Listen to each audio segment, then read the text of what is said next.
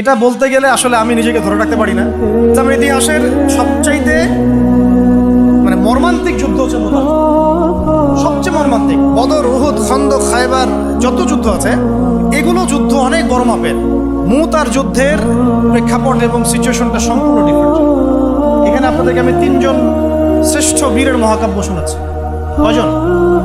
তিনজন শ্রেষ্ঠ বীর পুরুষের মহাকাব্য। নবী সাল্লাল্লাহু আলাইহি ওয়াসাল্লাম একজন সাহাবীকে পাঠালেন, তার নাম হচ্ছে হারিস বিন উবাইদা। কি নাম বলেন? হারিস বিন উবাইদা, তুমি এই চিঠিটা নিয়ে যাও। হারিস বিন উবাইদা, তুমি এই চিঠিটা নিয়ে যাও, ওই রোমকদের কাছে যাবে। তখন তো সুপার পাওয়ার দুইটা, রোমানরা এবং পার্সিয়ানরা। তো এখনকার ওই যে এই কন্টিনেন্টের ন্যাটো আর ওই কন্টিনেন্টের চায়না রাশিয়ার মতো, জেনে পারতেছে? তো সে গেল, মানে সুরাহবিল আল গাসসানি একজন শাসক ছিলেন ওইখানকার সিরিয়ার। সে ওই চিঠিটা দেখে বলতেছে যে আচ্ছা ঠিক আছে, বসো, দেখি কি করা যায়। চিঠিতে লিখে আছে ইসলাম কবুল করেন, আল্লাহ পাক শান্তি বর্ষণ করবেন, তাসলিম তাসলিম। যে নবী সাল্লাল্লাহু আলাইহি ওয়াসাল্লাম চিঠি আছেন একটা রাষ্ট্রপ্রধানদের কাছে, সে চিঠি ওই উদ্ধত আচরণ। আমি এখানকার আমির, আমাকে ওই মক্কার মেষপালকরা চিঠি পাঠায়। কে চিঠি নিয়ে আসছে? যে হারিস বিন উবাইদা। আচ্ছা, ওকে বসাও। হারিস বিন উবাইদা রাদিয়াল্লাহু আনহুকে রাষ্ট্রদূত, কিন্তু তিনি রাষ্ট্রদূতকে তারা নির্মমভাবে হত্যা করে। কথা বুঝতে পারছেন? এবার নবী সাল্লাল্লাহু আলাইহি ওয়াসাল্লামের কাছে খবর যখন আসছে রাষ্ট্রদূতকে হত্যা করেছে, আমার সাহাবীকে, কয়জন সাহাবীকে হত্যা করেছে? 10 জন, 20 জন, 100 জন? একজন সাহাবীকে হত্যা করার প্রতিশোধ নেওয়ার জন্য নবী সাল্লাল্লাহু আলাইহি ওয়াসাল্লাম 3000 বাহিনীর একটা জিহাদি কাফেলা তৈরি করলেন। 3000 বাহিনী কাফেলায় তিনি নিজে নেতৃত্ব না দিয়ে বললেন যে এই কাফেলার নেতৃত্ব দিবে আমার প্রিয় ভাজন, তাকে তার পালক পুত্র বলা হতো এক সময়, যায়েদ ইবনে হারেসা রাদিয়াল্লাহু আনহু। তাকে পতাকা দিয়ে বললেন এই মুতার যুদ্ধের আমির হচ্ছে যায়েদ ইবনে হারেসা। যদি যায়েদ ইবনে হারেসা শহীদ হয় তাহলে পতাকা বহন করবে জাফর ইবনে আবি তালিব, আমার চাচাতো ভাই। জাফর রাদিয়াল্লাহু আনহু পতাকা বহন করবে যদি যায়েদ ইবনে হারেসা শহীদ হয়। এরপরে যদি জাফরও শহীদ হয়, পতাকা বহন করবে আমার আরেক প্রিয় ভাজন সাহাবী আব্দুল্লাহ বিন রাওয়াহা রাদিয়াল্লাহু আনহু, নবীজির অত্যন্ত প্রিয় ভাজন সাহাবী। আব্দুল্লাহ বিন রাওয়াহা যদি শহীদ হয় তাহলে তোমরা তোমাদের মধ্য থেকে একজনকে আমির নিযুক্ত করে নিও। সাহাবীরা বুঝে ফেললেন এই সফরে আমরা 3 জনই শহীদ হতে যাচ্ছি, কারণ একটা সফরে কখনো 3 জন আমিরের প্রয়োজন হয় না, হয়। এবার তারা গেলেন, তারা কখনো আশাও করেন নাই ওখানে যা দেখবেন। ওখানে গিয়ে দেখলেন যে 1 লক্ষ রোমান সৈন্য সামনে এসে দাঁড়িয়েছে। এর সাথে তাদের সাহায্যকারী দলেও আছে আরো 1 লক্ষ সৈন্য। ওর কয় লক্ষ? যুদ্ধ হওয়া সম্ভব? আসলে কি সম্ভব? সম্ভব না। যুদ্ধ কিন্তু সম্ভব না। আমরা তো আগে সংখ্যাগরিষ্ঠ হওয়ার কথা চিন্তা করি। কোনো যুদ্ধে ইসলাম সংখ্যাগরিষ্ঠতা দিয়ে জিতে নাই। ইসলাম জিতেছে ইমানের বদৌলতে, শুধু ইমানের বদৌলতে। আমরা সংখ্যা দিয়ে কখনো বিজয় লাভ করতে পারি না। এখন এবার সাহাবীরা মাশওয়ারা করতেছেন রাত্রেবেলা, আমরা কি করব? কালকে যুদ্ধ করব, নাকি মদিনায় ফিরে যাব, নাকি রাসূলকে খবর পাঠাবো, নাকি কোনো বিকল্প ফোর্স নিয়ে আসার ব্যবস্থা করব, কি করব? তখন সাহাবী ওই যে বললো আব্দুল্লাহ বিন রাওয়াহা রাদিয়াল্লাহু আনহু দাঁড়ালেন। তরুণ সাহাবী, আপনাদেরকে বলছি, তরুণ সাহাবী দাঁড়িয়ে বলছেন যে হে আমার ভাইয়েরা, আমরা এখানে কি জন্য এসেছি? হয় আমরা এই যুদ্ধ করব, শহীদ হব, না হলে আমরা গাজী হব। আর আপনারা যে বিষয়টাকে ভয় করছেন আসলে কিন্তু আমরা সেটা পাওয়ার জন্যই এসেছি, তার নাম শাহাদাত। আপনারা যেটাকে ভয় করছেন যে আমরা এখানে গেলে মারা যাবো, ওটার জন্যই তো আমরা এত দূরে এসেছি।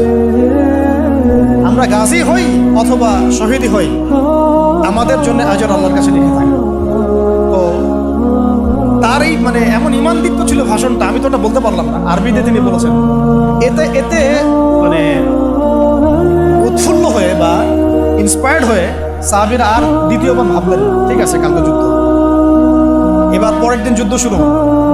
এটা কি সম্ভব যুদ্ধ? প্রথমে যায়েদ ইবনে হারেসা রাদিয়াল্লাহু আনহু পতাকা নিয়ে ঘোড়া ছোটা আগায় যাচ্ছেন এবং একটা আঘাতও পিছন থেকে করার সাহস হচ্ছে না তাদের, সব আঘাত তারা সামন থেকে করছে। এক পর্যায়ে যায়েদ রাদিয়াল্লাহু আনহু এই মানে গায়ের মধ্যে তারা বর্ষা নিক্ষেপ করে। বর্ষা তো আগেকার বড় বড় বল্লভ বর্ষা ছিল, এমনি একটা বর্ষা তার গায়ে যখন লাগে তিনি পড়ে যান। এবং অবস্থায় আস্তে আস্তে তার শাহাদাত হয়। পতাকা পড়তে দেন নাই, পতাকা নিয়ে নিয়েছেন জাফর ইবনে আবি তালিব রাদিয়াল্লাহু আনহু হাতে। এবং জাফর রাদিয়াল্লাহু আনহু যুদ্ধ করতে থাকেন, এত বীর বিক্রমে যুদ্ধ করতে থাকেন যে এক পর্যায়ে তিনি তার নিজের কালো এবং লাল ডোরাকাটা ঘোড়া ছিল, সেই ঘোড়ার পা নিজেই কেটে ফেলেন যে আমার যেন পালিয়ে যাওয়ার মন না উঠে, তারা যেন আমার ঘোড়া ইউজ করতে না পারে। সাহাবীরা বলছেন তার শাহাদাতের পরে তার বডির মধ্যে আমরা এরকম 50টা থেকে 60টা এরকম আঘাতের দাগ দেখেছি। একটাও দেহের পিছনে ছিল না, সব সামনে ছিল। যুদ্ধ করতে করতে এক পর্যায়ে তার ডান হাতটা কেটে পড়ে যায়। এরপরে তিনি বাম হাতে পতাকা উঠায় নেন, কাফেররা বাম হাতটাও কেটে ফেলে।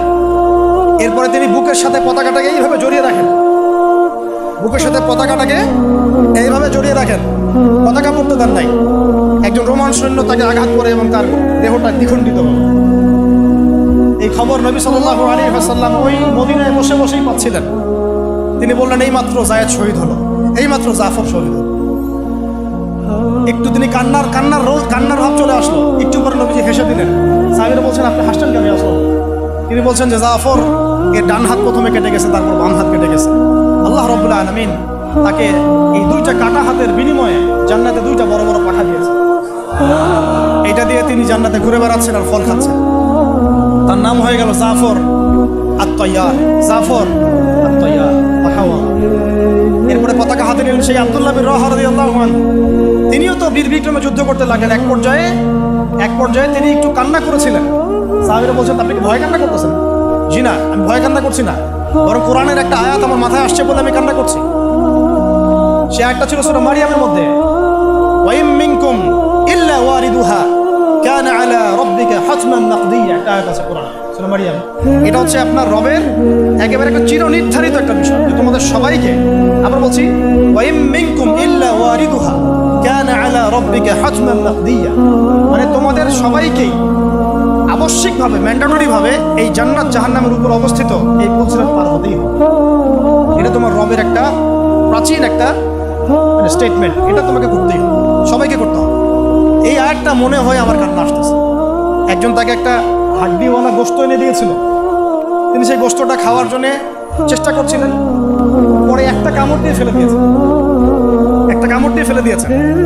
তারপরে তিনি ছুটলেন যুদ্ধ করার জন্য এবং ওই সময় একটা কবিতা আবৃত্তি করেছে যে আমার মন, তোমার নফস হয়তো চাচ্ছে, তুমি হয়তো চাচ্ছ এখান থেকে পালিয়ে যাওয়ার জন্য, জেনে রাখো সামনে তুমি যা দেখছো এর পিছনেই আছে জানো।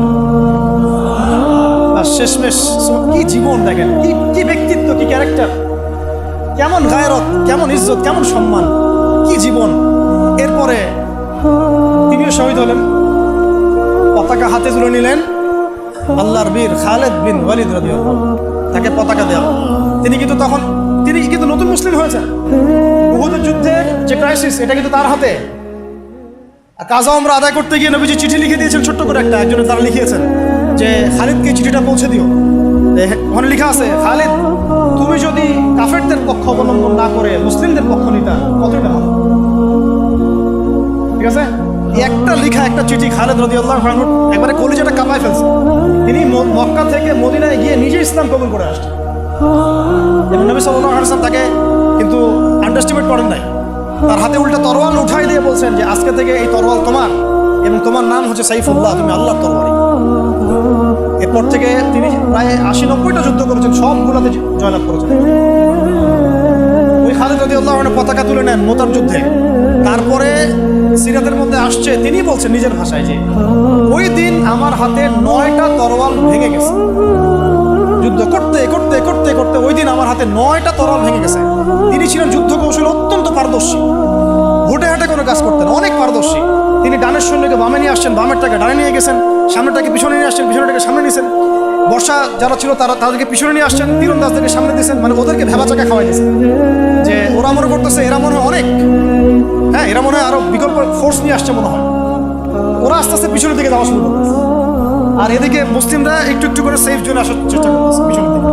ওরা ভাবতেছে পিছনের সামনে যদি আগাই হয়তো পিছন থেকে ওরা আরো সৈন্য নিয়ে আসছে, আমাদেরকে আক্রমণ। এই আল্লাহ পাক ভয় চাপাই দিলেন, এরা পালায় চলে গেল।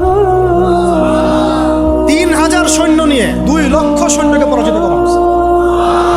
খালিদ রাদিয়াল্লাহু আনহু বললেন আমার হাতে সেই দিন 9টা তরোয়াল ভেঙেছে, আর শেষমেশ ছোট্ট একটা ইয়েমেনি চাকু দিয়ে আমি যুদ্ধ করেছি। তাহলে চিন্তা করেন কত কাফের মারা গেছে। আর মুসলিমদের মধ্যে মাত্র 12 জন সাহাবী শহীদ হয়েছে। মাত্র 12 জনকে তারা মারতে পারছে, বাকিদেরকে মারতে পারবে। এইগুলো হচ্ছে মহাকাব্য, জাজল্যমান মহাকাব্য, যেগুলো আমাদের এই প্রজন্মকে জানানো উচিত এবং আপনাদের মাথায় থাকা উচিত।